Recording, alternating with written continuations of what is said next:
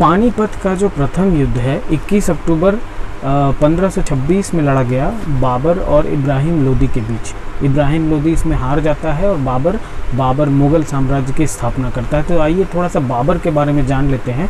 इसका जन्म जो है 14 फरवरी 1483 में हुआ था। 14 फरवरी को आप वैलेंटाइंस डे से भी कोरिलेट कर सकते हैं। तो बाबर जो था उसका पूरा नाम ज़हीरुद्दीन मोहम्मद बाबर था और बाबर फरगना जो एक जगह है अफ़गानिस्तान में, वहाँ उसका जन्म हुआ था। तो वहाँ का अफ़गानिस्तान का रहने वाला था, लेकिन उसके जो वंशज हैं वो उसकी जो माता है वो मंगोलों की वंशज थी, जो कि मैं पहले बता चुका हूँ, और उसके पिता जो हैं तैमूर के वंशज थे और उसके वंश का नाम मुगलिया था। और फाइनली अगर देखा जाए तो उसकी जो पूरी हिस्ट्री थी वो अब इंडिया से कनेक्ट होती है पूरी तरह से। कैसे कि वो जैसे ही पानीपत का युद्ध जीतता है उसके बाद वो दिल्ली सल्तनत की स्थापना करता है और यहाँ पर उसके आने वाले जो उत्तराधिकारी थे, जैसे हुमायूं था, वो आता है। चूँकि हुमायूं ने ठीक से अपने प्रशासन को नहीं चला पाया वो, तो उसको वापस वो अफ़गानिस्तान और उधर भागना पड़ा उसको कुछ समय के लिए। अफ़गान जो द्वितीय अफ़गान थे उनका कुछ अल्पकालीन शासन था। इसके बाद जो बाबर का जो पोता था अकबर, यानी हुमायूं का जो पुत्र था, वो फिर से इस मुग़ल साम्राज्य की जो है पकड़ मजबूत करता है, उसकी सही तरीके से स्थापना करता है और एक लंबे समय तक फिर मुग़ल साम्राज्य चलता है। हम बाबर को देखें तो बाबर की जो माता है उनका नाम तुगलक निगार है, जो कि मंगोलों की वंशज थी, और उमर शेख मिर्ज़ा उसके पिता का नाम था। और उसका जो समकालीन था वो विजयनगर का कृष्णदेव राय जो एक शासक है वो, और बंगाल शासक नुसरत शाह, ये दो लोग इसके समकालीन थे, इसके टाइम के थे। अब हम बाबर के जो युद्ध है इसकी नीति के बारे में जान लेते हैं। बाबर ने जितनी लड़ाइयाँ लड़ी उसमें उसकी जो यूनिक टेक्निक्स थी उनकी वजह से वो जीत पाया। उसके पास सैनिक बहुत कम होते थे, लेकिन सब बहुत अनोखे तरीके के लड़ाके थे और बहुत ही ट्रेंड फाइटर्स थे। जैसे कि उसके पास तोप खाना था, एक तोप खाना था, यानी बहुत सारी तोपें थी और वो उनकी मदद से दुश्मन को बहुत बुरी तरह से क्षतिग्रस्त कर देता था। कितनी भी बड़ी सेना हो, सेना के पास अक्सर हाथियाँ होते हैं। हाथी जो भारतीय राजाओं ने जो हाथी यूज़ किए, उसमें बाबर ने एक अलग टेक्निक यूज़ की कि जब ये गोलेबारी करता था तो हाथियों पे जब हाथी बिदक जाते थे और वो हाथी अपनी ही सेना को नष्ट करने लगते थे। ये एक बड़ा एडवांटेज था। और दूसरा, बाबर के पास जो तीर अंदाज बहुत भारी मात्रा में थे और उसके तीर कमान जो थे वो विशेष प्रकार के थे और उनकी मारक क्षमता बहुत अचूक और बहुत तेज़ थी। तो इन कुछ विशेषताओं की वजह से बाबर के लड़ाके बहुत ही ट्रेंड थे और उन्होंने इसको विजय दिलाने में बहुत बड़ी सहायता की और ये भारतवंश का इतना बड़ा साम्राज्य जो है जीतने में इसको मदद मिली और यहाँ मुग़ल साम्राज्य की इसने स्थापना की।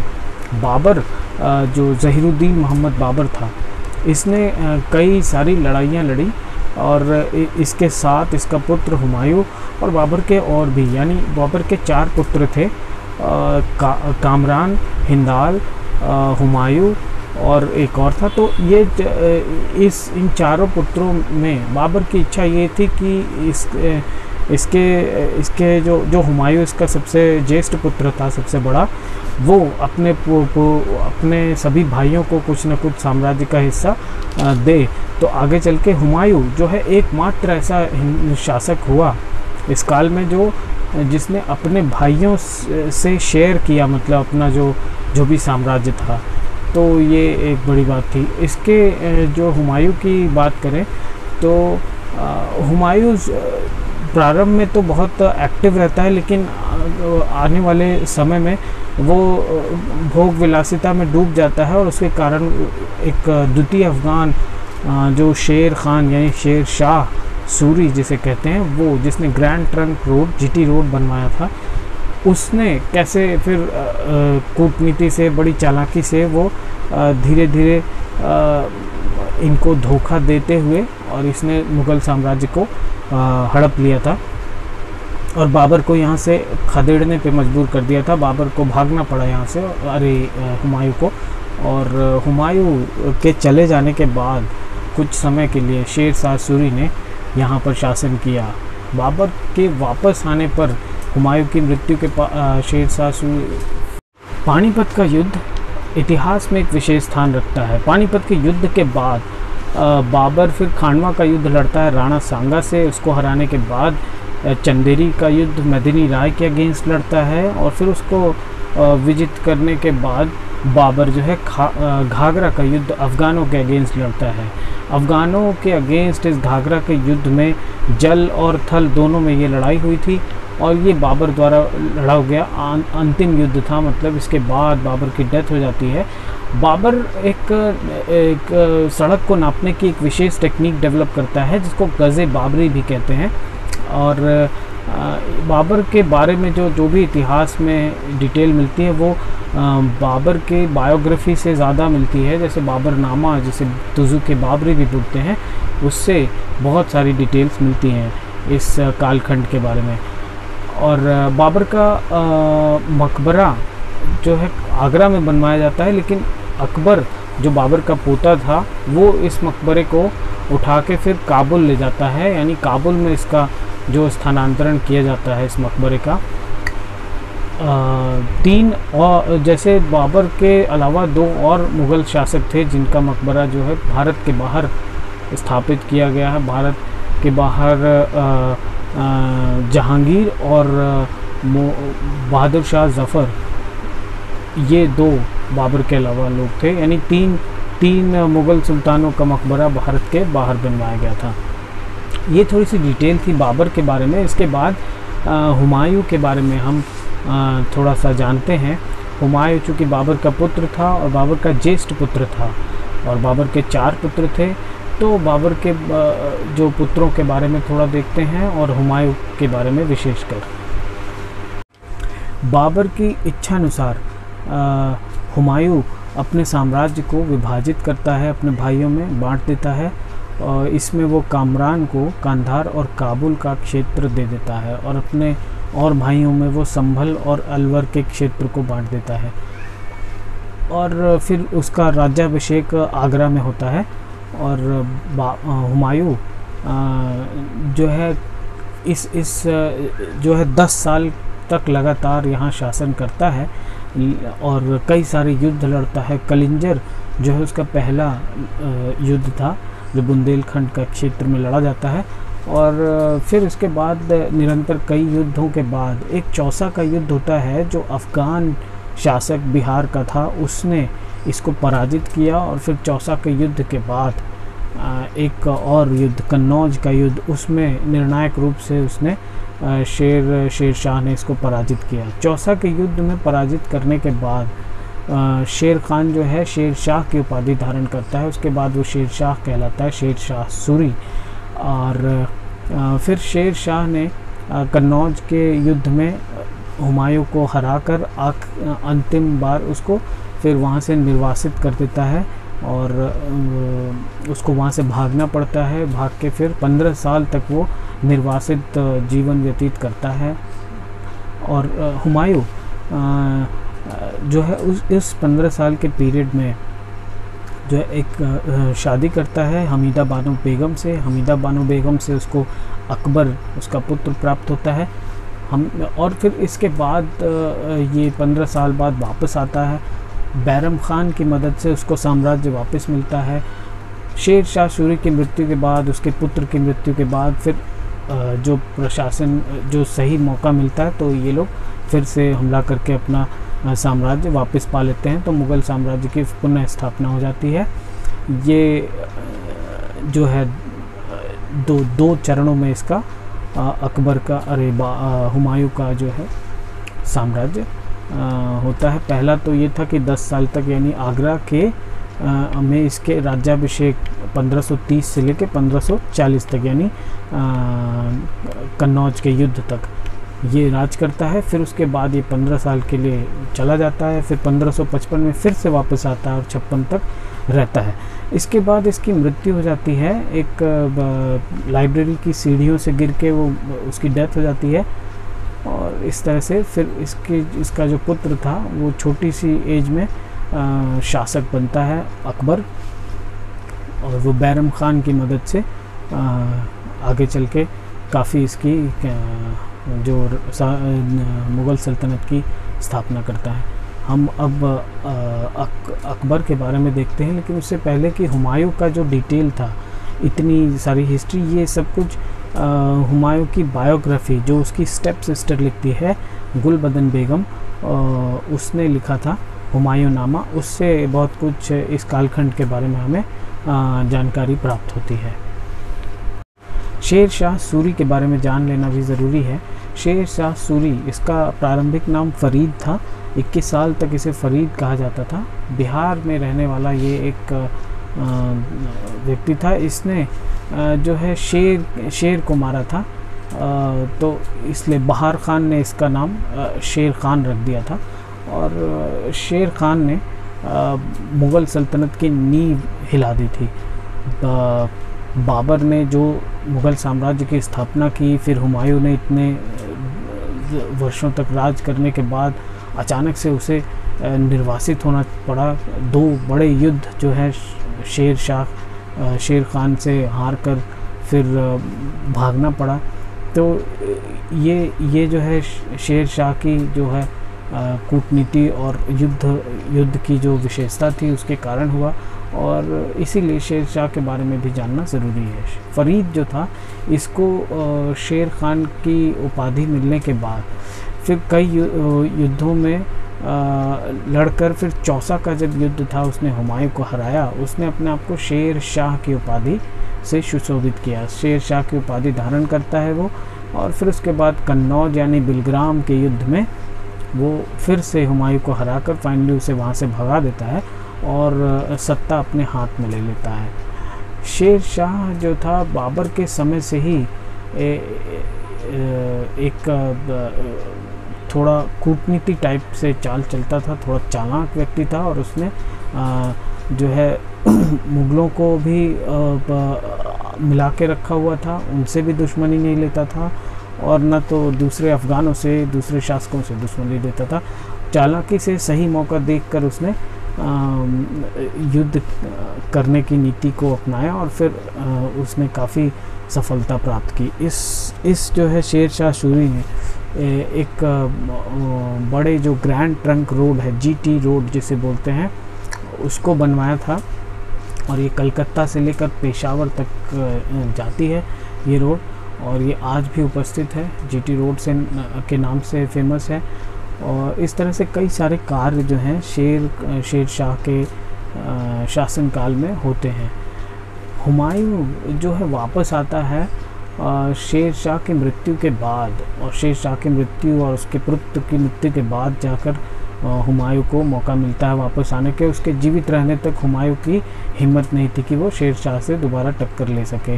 बैरम खान की मदद से हुमायूं वापस आता है और फिर किस तरह से फिर से सत्ता प्राप्त करता है, लेकिन बहुत अल्पकाल के लिए वो जीवित रहता है। फिर उसकी डेथ के बाद जो है उसका बेटा, उसका पुत्र अकबर जो है फिर से एक तरह से मुग़ल साम्राज्य की स्थापना करता है, और फिर आगे चलकर मुग़ल साम्राज्य की ख्याति होती है। यही हम पूरा डिटेल अकबर के बारे में आगे चल के पढ़ते हैं। अकबर यानी जलालुद्दीन मोहम्मद अकबर के बारे में जान लेते हैं। जलालुद्दीन मोहम्मद अकबर का जन्म 15 अक्टूबर 1542 में हुआ। ये वह काल था जब हुमायूं जो है बेलग्राम के युद्ध में हारने के बाद एक तरह से भाग जाता है। तो अपने प्रवास के काल में ये राजपूत राणा, अमरकोट के राजपूत राणा बीर साल के यहाँ संरक्षण लेता है। वहीं पर अकबर का जन्म होता है। 15 साल तक निर्वासित होने के बाद हुमायूं वापस आता है और फिर इस तरह से कुछ समय के लिए फिर से सत्ता प्राप्त करता है। लेकिन उसकी अचानक मृत्यु होने के बाद अल्पायु यानी छोटी सी उम्र में 15 साल के करीब की उम्र में अकबर राजा बनता है, अकबर शासक बनता है बैरम खान के संरक्षण में। बैरम खान के संरक्षण में जो है उसका राज्याभिषेक होता है अकबर का 1556 में। और अकबर की माता जो है उसके बारे में अकबर की माता हमीदा बानो बेगम और पिता हुमायूं। तो ये अकबर की जो जन्म की जो डिटेल है वो अबुल फजल के अकबरनामा से मिलती है और गुलबदन बेगम ने भी कुछ डिटेल्स दी हैं और अपने हुमायूं नामा में। और अगर देखें तो अकबर के बारे में देखते हैं कि उसके बैरम खान यानी खान बाबा के संरक्षण में जो है राज्यारोहण होते ही उसका जो पहला युद्ध है वो पानीपत का द्वितीय युद्ध लड़ता है और हिंदू राजा हेमू को पराजित करता है। और संरक्षण से मुक्त होने के बाद जो पहला युद्ध है वो बाज बहादुर, मालवा के शासक बाज बहादुर के अगेंस्ट अकबर का होता है, उसमें वो जीत हासिल करता है। और इस तरह से एक और विशेष युद्ध जो मान सिंह जो अकबर का सेनापति था उसने महाराणा प्रताप के अगेंस्ट जो है हल्दी घाटी का युद्ध लड़ा था। तो युद्धों की एक बड़ी श्रृंखला है जो अकबर ने लड़ी थी और जीती थी अपने साम्राज्य के विस्तार में। इसके अलावा अकबर ने ये फतेहपुर सीकरी नामक जो है नगर की स्थापना की थी, वहाँ बुलंद दरवाज़ा बनवाया था, एक इबादत खाना बनवाया था जो एक तरह से धार्मिक जो है वार्तालाप के लिए वो जगह थी। और इस तरह से अकबर की ये जो डिटेल थी, इसमें अकबर ने सामाजिक कार्य भी बहुत सारे किए, अपने प्रशासन को दुरुस्त किया। और सामाजिक कार्यों में देखा जाए तो बहु विवाह जो होता था उसको प्रतिबंधित किया। बहु विवाह मतलब कई सारी जो शादियां हो जाती थी एक ही व्यक्ति से, कई रानियां या कई मतलब स्त्रियों से विवाह, वो सब बंद किया गया। और फिर एक एज का डिफाइंड एज को डिफ़ाइन किया गया कि कितनी एज में शादी होनी चाहिए। तो बॉयज़ के लिए, लड़कों के लिए 16 साल रखी गई और लड़कियों के लिए 14 साल उम्र रखी गई शादी के लिए। इसके पहले किसी शादी के होने को प्रतिबंधित किया अकबर के काल ने। और अकबर ने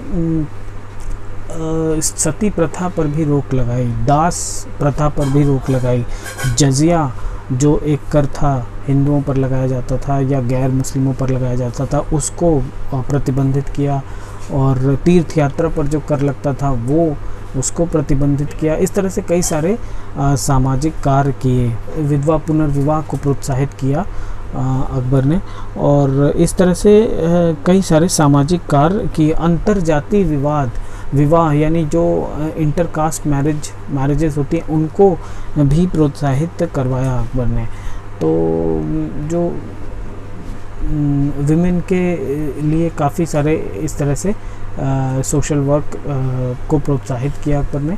और आगे देखें तो अकबर की जो युद्धों की छोटी सी एक श्रृंखला थी उसकी डिटेल देखते हैं कि कैसे अकबर ने जो मालवा का युद्ध था, जो यानी अकबर का संरक्षण जो बना था बैरम खान, उसके काल में तो उतने युद्ध नहीं हुए, लेकिन जब उसके संरक्षण से मुक्त हो जाता है तो एक स्वच्छंद हो जाता है जब अकबर, तब उसके काल में फिर प्रथम युद्ध जो है बाज बहादुर के अगेंस्ट, मालवा के बाज बहादुर के अगेंस्ट लड़ता है और ये 1561 में लड़ा गया।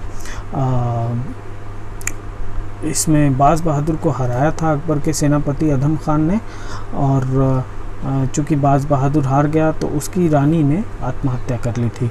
बाज बहादुर जो है पुनः आक्रमण करता है 1500 मतलब 1 साल बाद पुनः फिर आक्रमण करके अपना राज्य स्थापित कर लेता है। और फिर बाद में उसको कालांतर में मनसबदारी दे दी जाती है, मुग़ल मनसबदार बन जाता है वो।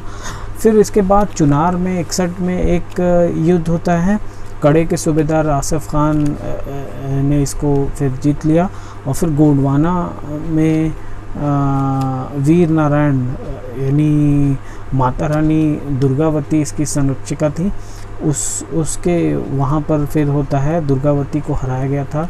फिर दुर्गावती ने आत्महत्या कर ली थी, जबकि वीर नारायण लड़ते हुए मारा गया था।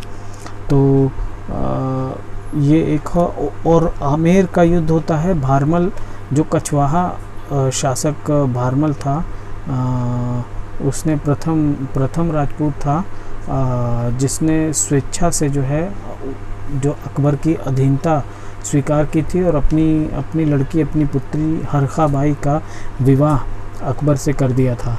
और इसी से उसका जो पुत्र सलीम था, शहज़ादा सलीम, उसका जन्म होता है। फिर मेड़ता, मेवाड़ के उदय सिंह से फिर आक्रमण यहाँ पर होता है। फिर रणथंभौर, कलिंजर, मारवाड़, बीकानेर, जैसलमेर, गुजरात, युद्धों पे युद्ध और फिर विजेत होते हुए इस तरह से अपने साम्राज्य को सुदृढ़ बनाता जाता है अकबर। और ये कुछ बड़ी इम्पॉर्टेंट डिटेल्स थी अकबर की। इसमें कुछ पॉइंट्स रह जाएगा तो हम बाद में देख लेंगे।